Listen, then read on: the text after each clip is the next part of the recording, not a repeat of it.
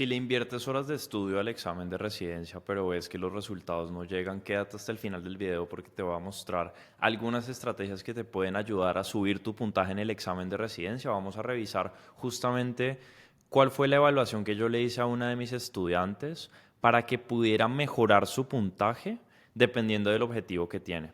Entonces, por si no me conoces, soy Juan Otálora y le ayudo a médicos a pasar a residencia con un método de estudio efectivo o un nuevo método de estudio. Así que vamos a ver acá qué fue lo que hicimos.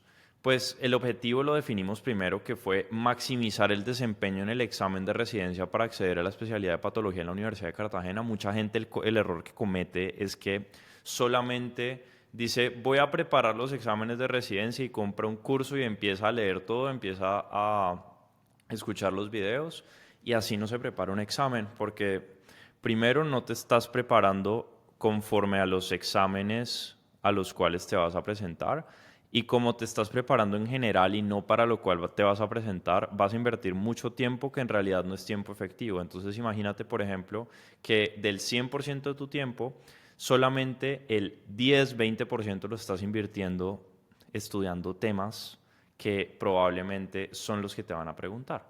Muy seguramente te va a ir peor que la persona que dedica el 100% de su tiempo, no solamente el 10% de su tiempo, a estudiar todos los temas que van a salir en el examen de residencia.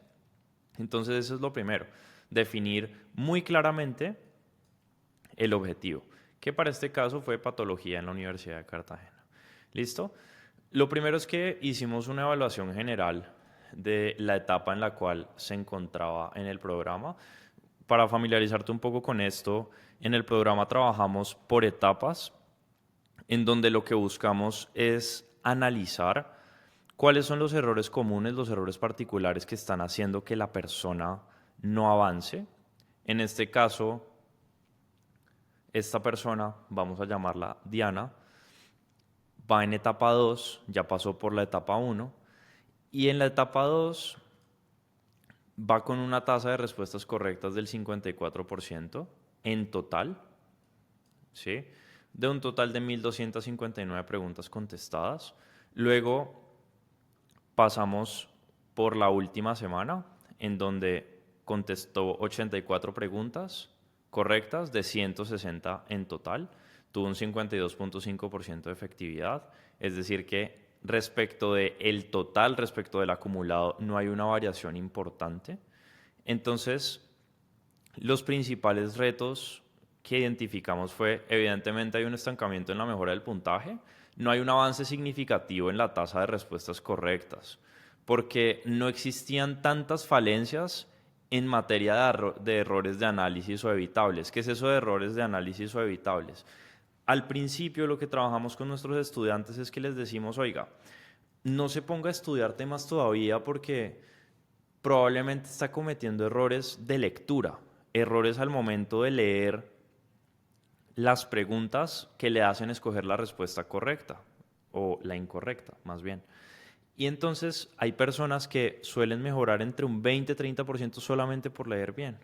Y entonces cuando esto ocurre, cuando pasa en etapa 2, ya por lo general hay una mejora significativa de puntaje. En este caso particular, eso no se dio porque la persona no tenía tantas falencias en materia de errores de análisis o errores evitables. Y ahí es donde viene la etapa 2, en donde analizamos el método de estudio, donde revisamos la forma en la cual la persona está estudiando para que pueda mejorar en la manera en la cual está justamente preparando el examen.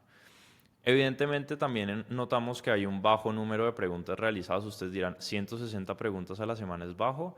Sí, de acuerdo con la evidencia, entre mayor cantidad de preguntas se haga, mayor porcentaje de respuestas correctas. Y eso lo hemos notado con nuestros estudiantes, las personas que están sacando simulacros perfectos en nuestro top 5. Les puedo mostrar si quieren. Pueden notar que justamente, acá estamos.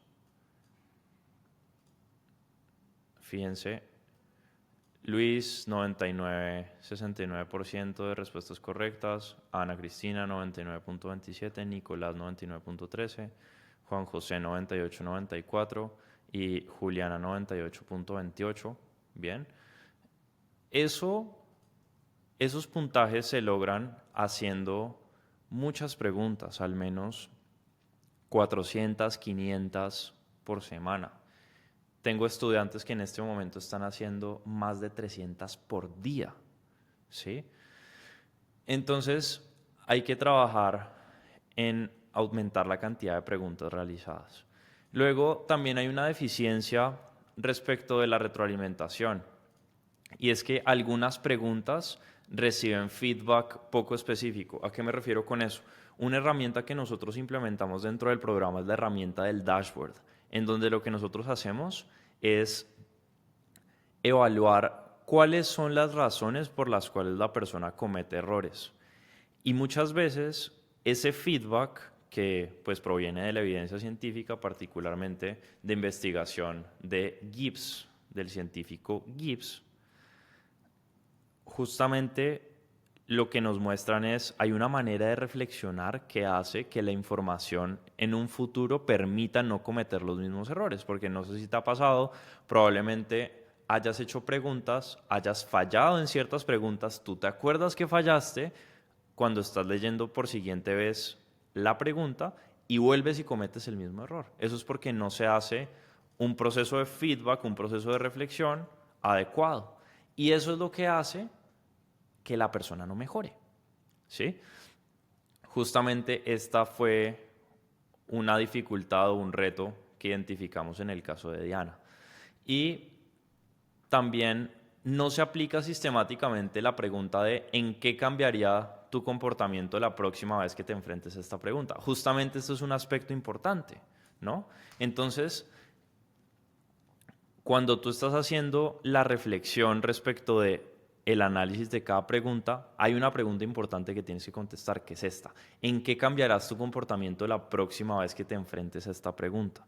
Porque al final del día, si tú lo ves desde una perspectiva mucho más holística y tienes un poco de conocimiento respecto de evidencia científica sobre reflejos condicionados, ponle Pavlov, ¿sí? Al final del día de lo que se trata en el examen de residencia es que tú tienes un estímulo y una respuesta. El estímulo es la pregunta y las opciones de respuesta, la respuesta es lo que seleccionas. Y entre más entrenes la respuesta a ese estímulo, mejor te va a ir. Nosotros trabajamos a partir de esa premisa. Y para que la respuesta sea la indicada, necesitas identificar cuáles son las acciones que tienes que hacer diferentes en la medida en la que vas contestando preguntas tipo examen de residencia, ¿sí? Y eso se hace contestando esta pregunta. Y por último, también a esta persona le faltaba estructura en las conclusiones, porque no todas las respuestas incluían una conclusión en forma de regla clara y aplicable, que ya voy a explicar a qué se refiere bien eso. Ahora vamos a hablar de cuáles fueron las estrategias de mejora que yo le propuse a esta persona o áreas claves de optimización. Primero, pues para cerrar la brecha de desempeño identificada, justamente lo que yo le dije a esta persona, lo que le recomendé fue que se enfocara en tres pilares principales. Primero, que incrementara el volumen de preguntas practicadas para alcanzar el umbral mínimo recomendado de 100 preguntas diarias, que es como la regla mínima que las personas que trabajan con nosotros tienen que cumplir. Y pues al final del día mucha gente puede decir como no, pero ¿para qué yo voy a hacer eso? No tiene sentido hacer eso. Eh, Prefiero seguir viendo el curso de preparación. Y por culpa de pensar así, desafortunadamente, las personas que hacen eso no consiguen resultados como mis estudiantes que pasan el Step 1, pasan el examen de residencia de pediatría, pasan a pediatría en la UPB, pasan a dermatología, radiología, bla. ¿Sí? Entonces, ahí es donde hay que reflexionar acerca de si las cosas que estás haciendo no te están funcionando, probablemente no está bien lo que estás haciendo y deberías hacer las cosas diferentes para conseguir un resultado diferente, ¿no? Luego, hay que refinar el proceso de retroalimentación, justamente eso era algo que lo mencionábamos antes, asegurando que cada respuesta incorrecta se derive o derive más bien una acción concreta de mejora. Y por último, es importante realizar una implementación rigurosa de diagramas basados en reglas como estrategia de aprendizaje para fortalecer la retención de conceptos clave. Este tema de los diagramas es lo que nosotros enseñamos justamente en la etapa 2. De hecho, pues tengo un video en YouTube hablando sobre eso. Puedes buscar mi canal Juan Otálora. Y acá, si tú buscas Más de 300. acá y bajas hasta, bajemos un poco más, acá, vas a ver cómo se puede hacer eso, ¿sí? Y lo importante es que es necesario identificar no solamente cuáles son las cosas que hay que hacer, sino el orden en el cual tienes que mejorar esas cosas, ¿vale? Lo primero y más importante es que necesitamos aumentar el número de preguntas diarias. Hay que implementar la regla, o esta persona yo le recomendé implementar la regla del 100, asegurando un mínimo de 100 preguntas diarias. Luego, continuar realizando rigurosamente la medición diaria a través del dashboard. Ya te expliqué que el dashboard es una herramienta en la cual nosotros medimos el progreso de nuestros estudiantes para buscar que en efecto haya un avance objetivo, ¿sí? Porque mucha gente, de hecho, o sea, voy a ser muy transparente. En el último mes he venido teniendo ataques de pánico en la noche, literal. Y la razón para eso es porque este mes no me ha ido tan bien como a nivel negocio, a pesar de que más gente que nunca ha pasado exámenes esta vez. Y la razón para eso es porque hay gente que está diciendo que no tienen que trabajar conmigo porque yo no soy médico. Y sí, en efecto, no soy médico. Estudié economía y derecho en la universidad. Pero gracias a eso es que sé estas cosas. Gracias a eso es que sé que para evaluar resultados, sobre todo cuando tiene que ver algo con un número, que pues el examen de residencia al final del día se pasa sacando el puntaje y el puntaje es un número, pues se tiene que hacer una medición constante y específica del puntaje para avanzar. ¿Sí? Yo genuinamente lo que quiero hacer es guiar a los médicos a pasar a residencia, como lo he logrado con otras personas. Así que esta persona justamente tenía que continuar realizando rigurosamente esa medición mediante el dashboard, ¿sí? Y tiene que utilizar bloques de estudio estructurados con periodos de descanso estratégicos. Y acá tiene que usar lo que yo llamo la técnica Pomodoro avanzada. Básicamente, la técnica Pomodoro, si no la conoces, bueno, probablemente la conozcas por los cursos de preparación, es estudiar por 25 minutos y descansar por 5 minutos, independientemente de cómo te estés sintiendo, lo cual es muy poco efectivo y pues no va tampoco de acuerdo con la evidencia pues que se ha visto al respecto. Puedes buscar evidencia de este señor, Mihaly Csikszentmihalyi. Aprendí a pronunciarlo después como de 4 años, ¿sí? Y lo importante es que esta técnica Pomodoro avanzada lo que hace es que tienes que calcular, tienes 10 bloques de estudio, ¿sí? Entonces dices, bueno, voy a estudiar por tanto tiempo. No vas a poner un timer, sino que vas a poner un cronómetro y vas a anotar en promedio cuánto te demoraste en cada sesión concentrado, ¿sí? Y cuando lograste eso, y cuando, digamos, mediste eso, tengas los datos, cuando midas eso y tengas los datos, vas a calcular el promedio de todos los datos que te dé. Y cuando calcules ese promedio, luego eso lo vas a utilizar como intervalo de concentración y vas a dividir eso por 5 y eso te va a dar el número de minutos que puedes descansar. O sea que estamos manteniendo un ratio de descanso una quinta parte de lo que estudio, básicamente. ¿Sí? Y es importante para esto hacer uso de un timer físico, de un temporizador físico que le permita a la persona avanzar. ¿Listo? Lo segundo, hay que mejorar en la calidad del feedback y en el análisis post pregunta. Lo mencionaba o lo anticipaba antes. Hay que utilizar correctamente la columna de feedback en el dashboard, que es justamente una de las columnas que les pedimos que completen, contestando en qué cambiarías tu comportamiento la próxima vez que te salga esta pregunta, ¿sí? Luego, hay que registrar patrones de errores recurrentes para establecer acciones específicas de mejora. Una recomendación que nosotros le damos a nuestros estudiantes es que utilicen una herramienta que nosotros tenemos llamada tablas dinámicas, o sea, pues es una función de Google Sheets o de Excel, pero que nosotros ya la tenemos predeterminada para que ellos puedan avanzar y para que ellos puedan mejorar. Y por último, cada error que cometan en el examen o en los simulacros, es importante que lo convierta, o le recomendé a esta persona, que lo convirtiera en una regla aplicable en la columna de conclusiones en forma de regla, que es otra columna que se tiene que llenar para poder avanzar, ¿sí? Entonces, este es un ejemplo de regla muy sencillo. Si invaginación intestinal, pedir eco que va a salir con imagen de dona, ¿sí? Así funciona una regla, y recuerda que habíamos hablado antes del tema de los reflejos condicionados.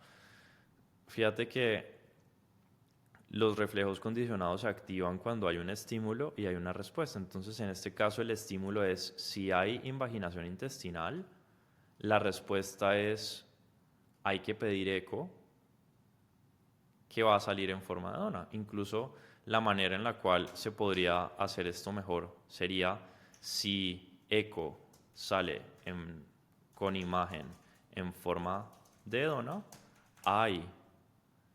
entonces hay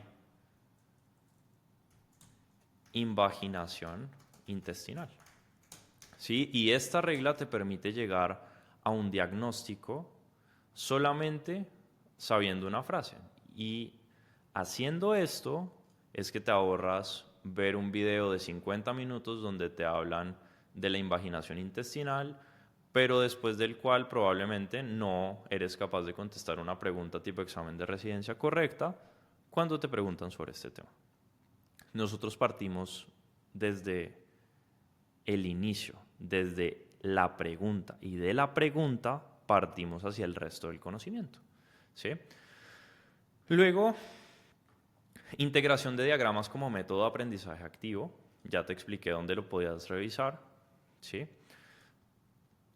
Y acá, pues le dejé unos KPIs o unos Key Performance Indicators.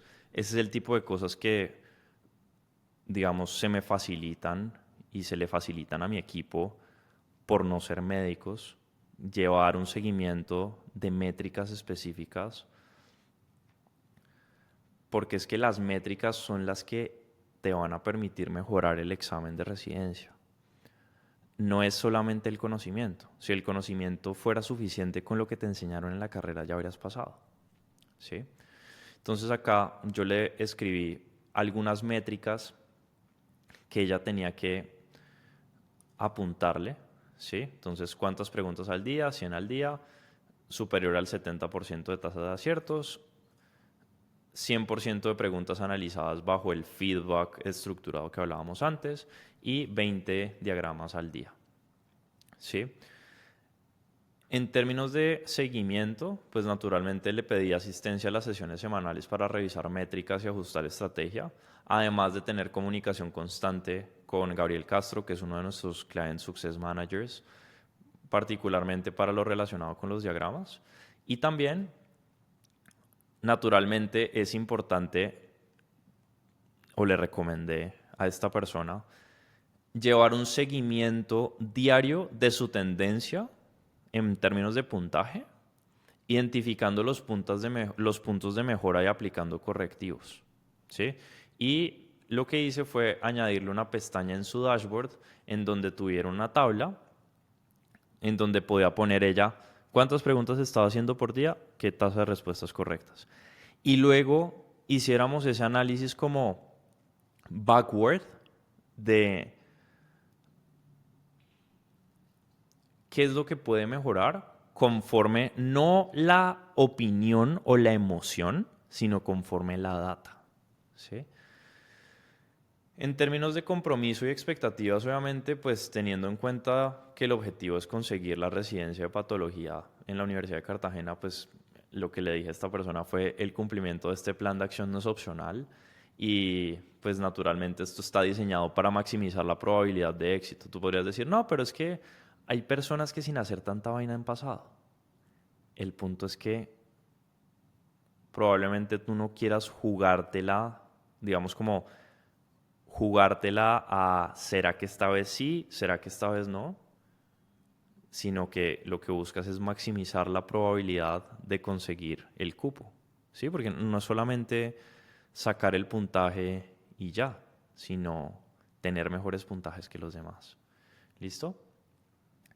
Y todo esto para decirte que muchas veces las recomendaciones o las cosas que tienes que hacer varían mucho dependiendo de la etapa en el proceso en la que estés, y por eso ese soporte personalizado es fundamental, sobre todo cuando se trata de preparar exámenes tan competidos como el examen de residencia. Y si quieres que te ayude a preparar mejor tu examen de residencia junto con mi equipo, puedes acá abajo agendar una llamada con mi equipo para evaluar en qué posición estás y qué es lo que valdrá la pena hacer para que puedas mejorar. Nos vemos en el siguiente video.